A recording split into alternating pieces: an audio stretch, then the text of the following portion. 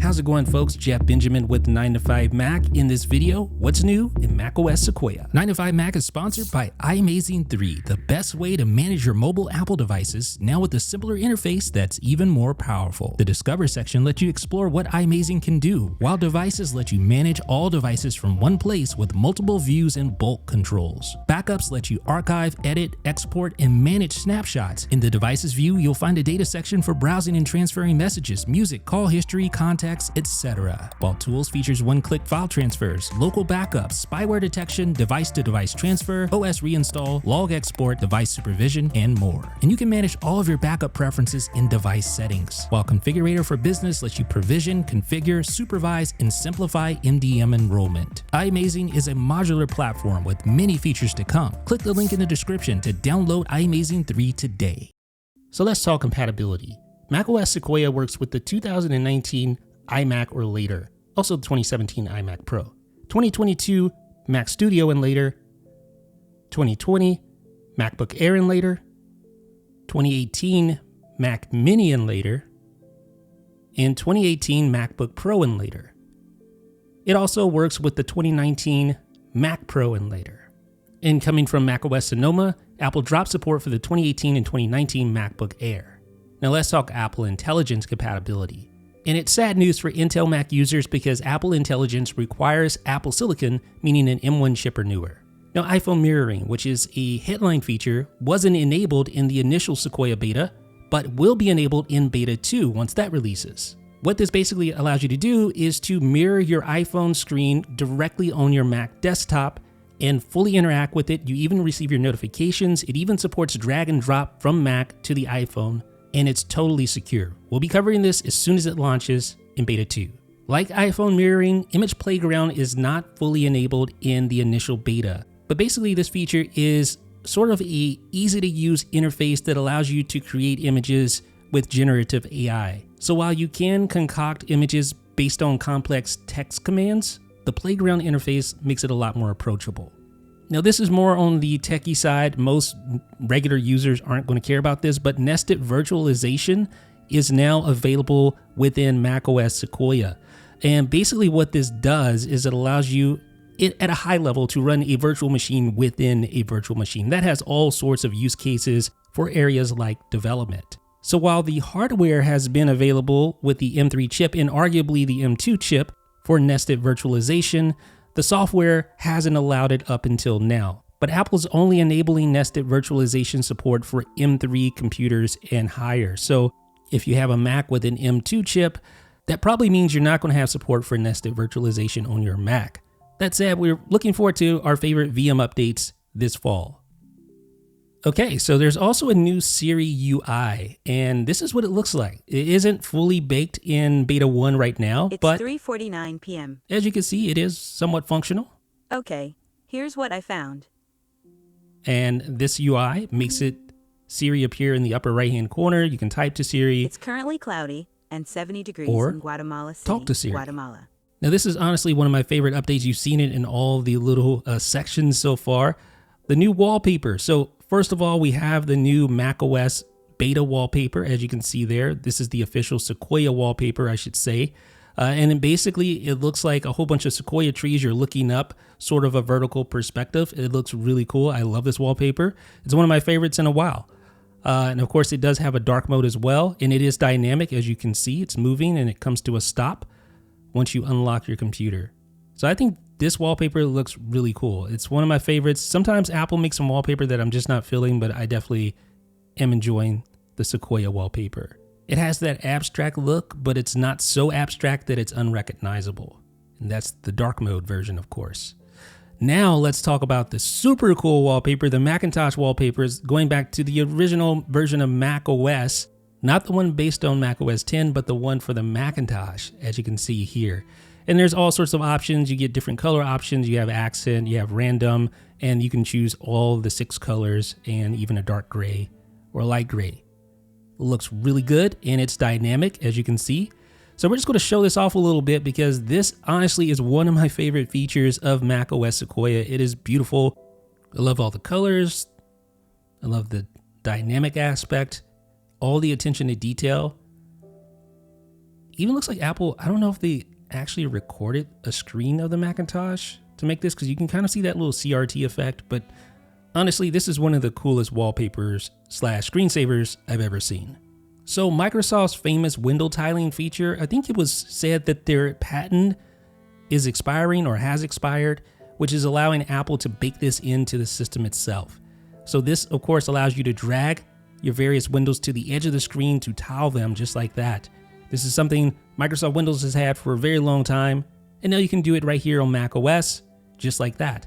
So you can tile your windows side by side, you can tile windows in the 4 quadrants in each corner, like this. So we'll get all 4 of those arranged there. There we go. And if you hold the Option key while dragging, you'll get a little magnetic effect, which will highlight the various areas, and you can quickly snap your window directly into a particular tile, which is super handy. And that works for the various quadrants, but tiling options go beyond that. You can also hover over the green stoplight button in the upper left-hand corner of your window to reveal the move and resize or fill and arrange options. And this allows you to tile your windows with just a click, like this. So just hover, click, and you can tile just like that. Now, I especially like the ability to fill and arrange though, because that allows you to take all the windows on screen and adjust them just with one click like that, which is super cool. Now, under the window option in the menu bar, you'll notice some new options. So of course you can fill a window just by clicking fill, and there are associated keyboard shortcuts for all these. You can center like that. And then under move and resize, you'll find lots of things: halves, quarters, and then arrangement views. So you can arrange to the bottom right, left and right. Just click like that, you can see there. And we'll go back in here, and you can use keyboard shortcuts like I mentioned to adjust these windows and tile them in the way that you want them to appear. And you can also customize those keyboard shortcuts if you want to do that too. I'll probably show you that in an upcoming video based solely on tiling. If you'd like that, let me know down below in the comments section. We go into some more advanced concepts there. There's also some options under desktop and dock in settings, and this allows you to enable or disable tiling outright, to enable option dragging, and then to eliminate the margins that appear. As you can see right here, see those margins on the edges? You can turn those on or turn them off. Now, title bar behavior also is adjusted in macOS Sequoia. So you'll notice if you go to settings, desktop and dock, next to the double click a Windows title bar 2 option, you'll see zoom in there, minimize and do nothing. And these are options that have been there. Zoom is the default. So when you double click the title bar at the top, it will zoom in or zoom out of that window. But if you choose to fill, now it will fill the entire window to fill the entire screen without putting it into full screen mode, just like that. So even if your window is super small like this, double click to make it fill the screen. And like in iOS, macOS also gained support for the AirPods update. This is an AirPods beta feature that enables a couple of new options that I think you're going to like. Number one is adaptive audio. So adaptive audio dynamically responds to your environment and cancels or allows in external noise. And you can adjust this to allow less noise, keep it neutral, or allow more noise. There's also the new head gestures feature, which you can enable, and this will allow you to accept or decline phone calls by just nodding your head up or down or left or right. And it also allows you to interact with announced notifications. So the video viewer. If you click the reader button while there's not a video on screen, you get the normal reader options. But if you're watching a video and you click the reader button, notice what you get there, video viewer. You click that and it will actually show the video in its own little center screen module, front and center, right? With your controls still available. But when you place some content over that video, it automatically puts it in picture so you can still view that video. And it works just like a picture-in-picture window normally. But when you move the content away from the window, it goes back to full screen. It also works with YouTube, of course. If you haven't subscribed to 9 to 5 Mac on YouTube, now's a good time to do that. You can see that content just moves out of the way so you can continue viewing it without it being obscured.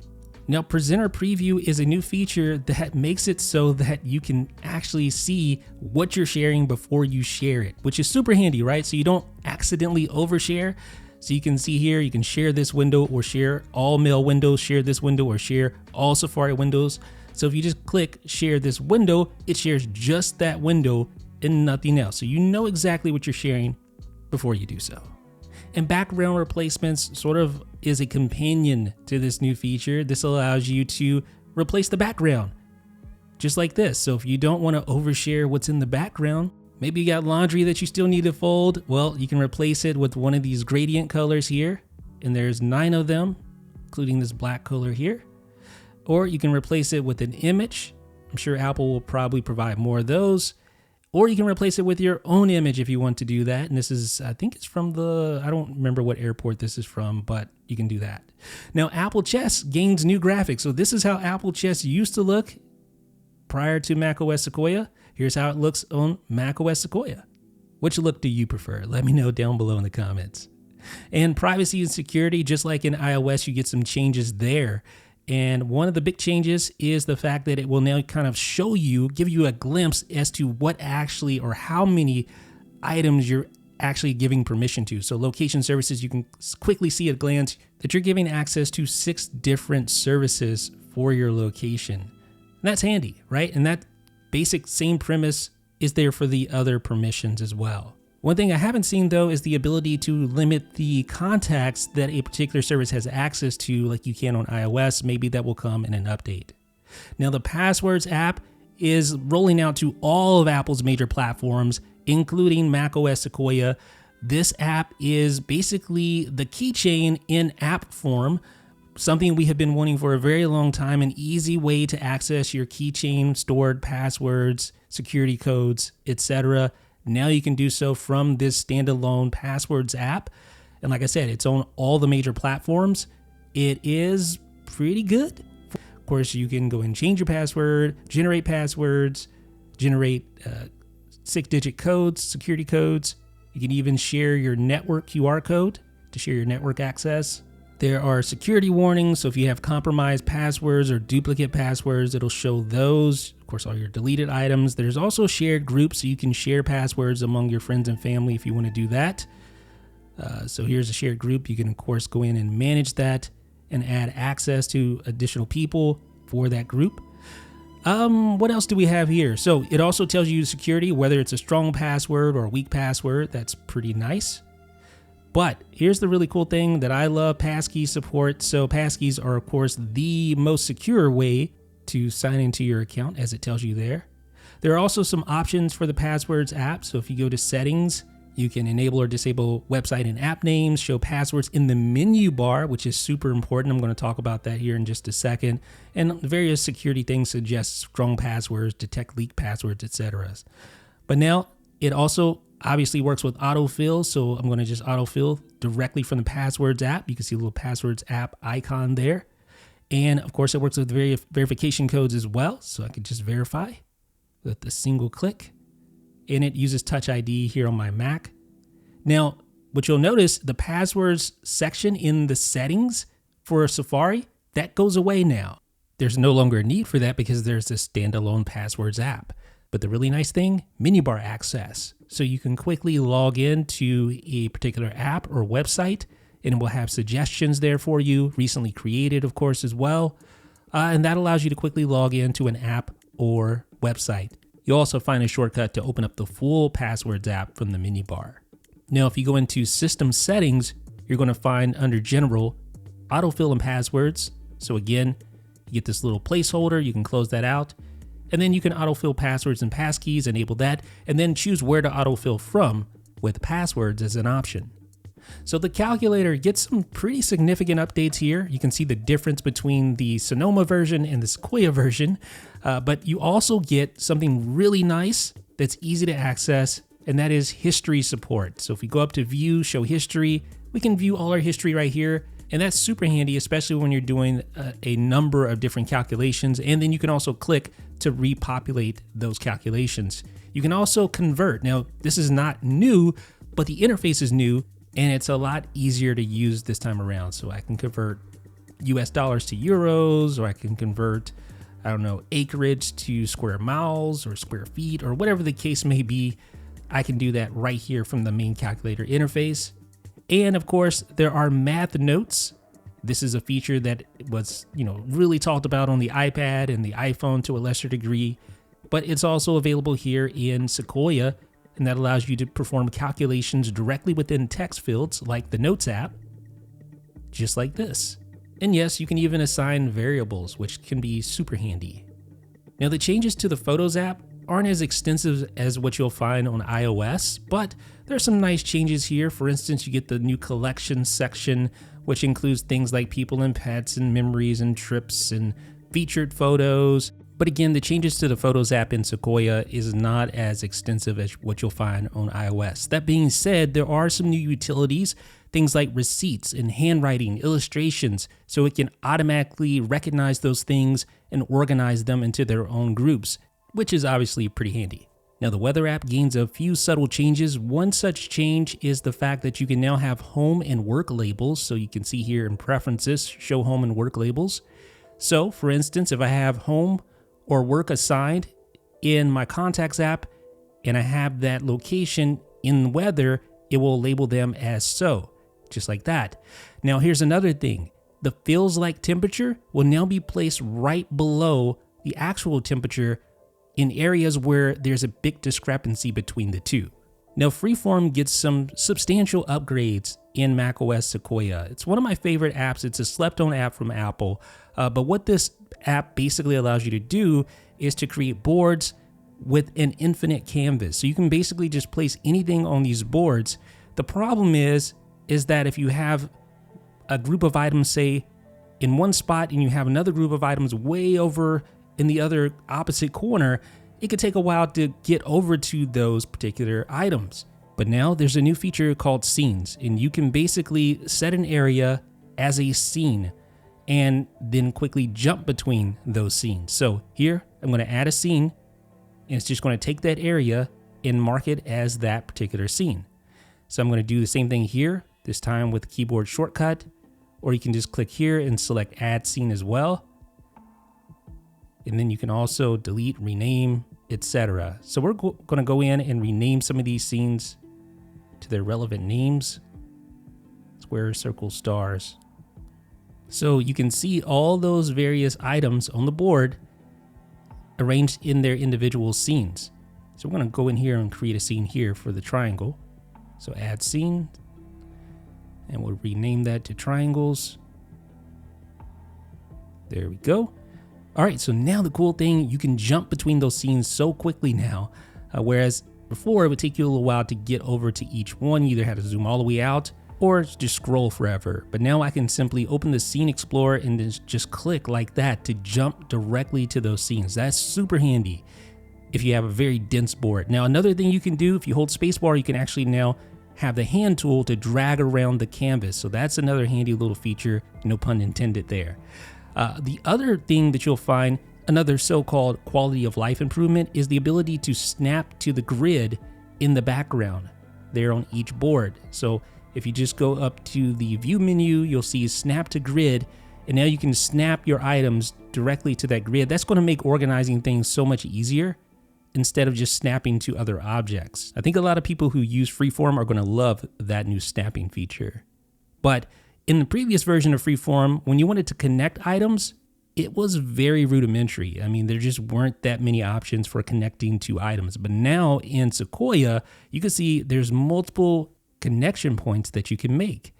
And that just makes it so much easier to connect various objects to one another in Freeform for Sequoia. Awesome feature.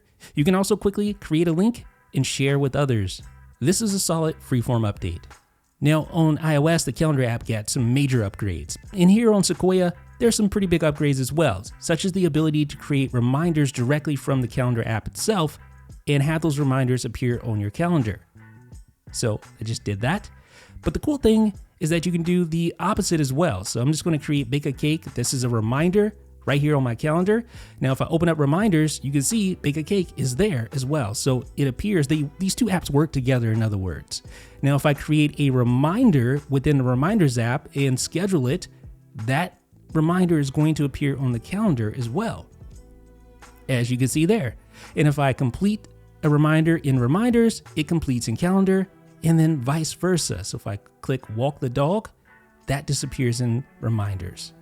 In the music app, it's now possible to just search within the recently added section. So if I click search and I type in a search term, it actually tells you how many songs it finds under recently added, matching those terms. You can also filter to only show favorites, and then you can search within those favorites if you want to. Pretty handy. So let's go ahead and do that. Let's search for Ocean, and it finds one song within this album of Oh Wonder's home tapes. Now the Notes app, you already know, gets quite a few extensive new upgrades in macOS Sequoia. One such feature is, of course, the Math Notes, which allows you to perform equations right there within Notes. You can even assign variables and things like that. So have several variables set up here, and I can just add them together, multiply them if I want to, and it will do the math for you just like that. So that's a nice feature, but it doesn't stop there. You also get the ability to record audio directly within Notes. So I can do so just like this. It will even transcribe that audio for you right there on the fly. And then, of course, you can have that audio saved within that note as well. So that's super nice, but it doesn't stop there. There's also the new ability to create nested headings. So here, I'm going to set math example 1 as a heading, and I'll do another one down here, math example 2 as a heading. And now you see the little disclosure triangle. If I click that, it collapses the information below. So if you have a text heavy document, this can be super, super handy. But it doesn't stop there. You can also highlight now within Notes. And there are several colors you can choose from. So you can see those 5 colors there. So I can highlight pink. And then here, I can highlight green. Or mint, I should say. All right, so let's talk about messages, because it obviously does get several new noteworthy updates. The biggest one, arguably, is the ability to tap back with emoji. So that means you're not just limited to those 6 tap back effects, but you can use any sort of emoji, which is obviously going to make your tap backs that much more expressive. Tap backs are a wonderful way to quickly communicate or acknowledge receipt of a message without having to type out something long. This makes it super easy, but it's now even more expressive, so you can accurately convey how you feel with just one little emoji.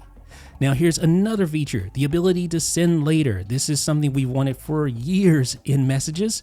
So you can schedule an iMessage to send at a different time, up to 2 weeks in advance, I believe. And you can see the little dash outline indicates that will be sent later. You can see when it will be sent, tomorrow at 3 p.m. And the cool thing about this though, you can go in, of course, edit it or send now or delete. And if you send another message that isn't a scheduled message, it's going to place it in chronological order. So it will display the unsent messages below to when they're scheduled to send. But that's not all. Just like the iOS version, you also have text effects within Sequoia's Messages app. So you can go in and format text, you can bold, you can italicize, you can strike through, underline. But you also have several different effects to choose from, like jitter or explode or big or small. You can do all those effects individually on individual words or even emoji if you want to. Or you can select the entire message and apply an effect. So explode, that one's cool. Now, here on this beta, it doesn't appear that the effects are actually being displayed properly. But if you go into edit, you can see where that effect is actually the effect that I chose. So that's probably just a beta bug, no big deal there. Now, if you're an outdoorsman or outdoors woman, you're going to appreciate the new maps updates. There's new hiking routes and custom routes. And you can choose from thousands of curated national park hikes, or choose your own, or create your own, I should say, custom route. So here in the Smoky Mountains, which is a national park, you'll find several different popular hikes there to choose from. The nice thing, it tells you the length of the hike, and it also tells you the elevation of that hike as well. And you can add that to your library for later. But say you want to create your own custom hike. Well, you can do that as well. So create a custom route. And now I can go in and map out my own walking directions and apply the various in points or out points if I want to do that. And it tells you the elevation as well as the length of that custom route as well. Now for Safari, we already talked about the new video viewer, so we won't talk on that, but you also get a new highlights feature, which will give you a quick synopsis of what the page is about. And then if you go into the reader, you see a new redesigned reader with a table of contents, which is obviously very handy, and a summary below that. And you can expect this to grow even more in subsequent betas. It will also recognize movies and TV shows that are mentioned, actors and actresses, and link accordingly. So ladies and gentlemen, that is a look at the initial macOS Sequoia beta. What are your thoughts? Let me know down below in the comment section, and be sure to subscribe for more. Special thanks to iMazing3 for sponsoring 9to5Mac on YouTube. This is the best way to manage your mobile Apple devices, and now it comes with a simpler interface that's even more powerful than before. You can manage your devices, create backups, perform file transfers, browse your device data, and a whole lot more. The best thing is, iMazing is a modular platform with many features to come. Be sure to click the link down below in the description and download iMazing3 today.